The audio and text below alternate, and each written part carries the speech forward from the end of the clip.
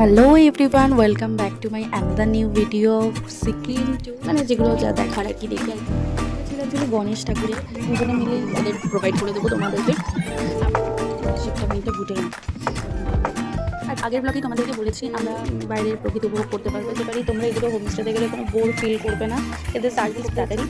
চলো, ভিডিওটা ভালো লেগে থাকলে লাইক, কমেন্ট, শেয়ার। এটা ছিল আমাদের ইস্ট সিকিম ট্রিপের 4th ডে। তো সকাল সকাল ঘুম থেকে উঠেই আমাদের রুম থেকে এরকম একটা সুন্দর ভিউজ দেখা যাচ্ছিল, তো সেটাই তোমাদের সাথে শেয়ার করেছি। আজকে আমাদের কোথাও যাওয়ার মানে ঘুরতে যাওয়ার কোথাও ছিল না, আজকে আমাদের ছিল একটা পিকনিক ডে।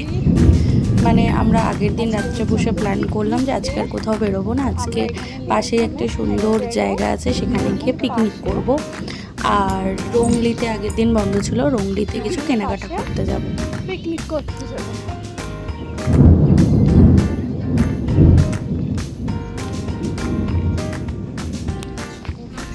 আমরা সকাল সকাল স্নান টান করে বেরিয়ে পড়েছিলাম আমাদের ডেস্টিনেশনের উদ্দেশ্যে। আমরা এখন বেরিয়ে পড়েছি পিকনিক করার উদ্দেশ্যে। সেই মতো আমরা বেরিয়ে পড়েছিলাম।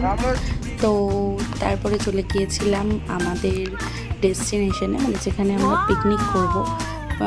আমরা যে হোমস্টেতে ছিলাম লিংথামে, তার পাশেই ছিল একটা সুন্দর নদী। এটা সম্ভবত নদী নয়, এরা বললো যে বরফ গলে জলটা এখান দিয়ে পাস হয় আর কি।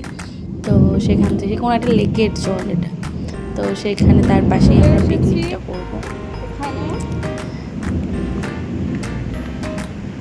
তোমাদেরকে দেখাই দারুণ দৃশ্য,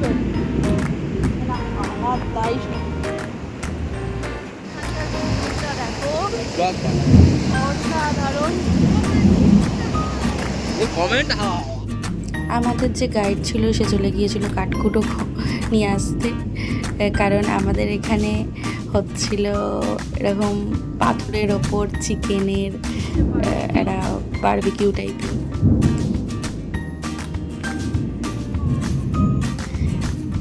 এই হচ্ছে আমাদের পিকনিকের গ্রুপ, আমরা এই কজন মিলেই পিকনিক করেছি, প্রচণ্ড মজা হয়েছে।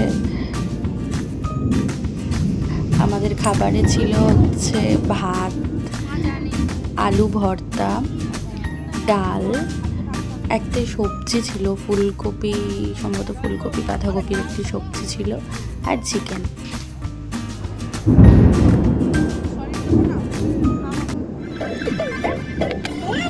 ওখানে বসে খাওয়া দাওয়া করে আমরা বেরিয়ে গেছিলাম মন্দিরের উদ্দেশ্যে।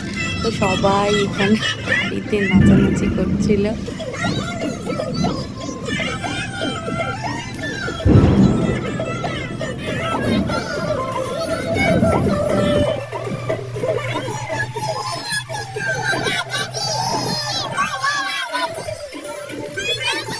আমরা ওখানে খাওয়া দাওয়া সেরে বেরিয়ে গিয়েছিলাম বিকেলবেলা রংলিতে কেনাকাটা কমপ্লিট করেছি, করে তারপর আবার হোমস্টেতে ফিরে এসেছি।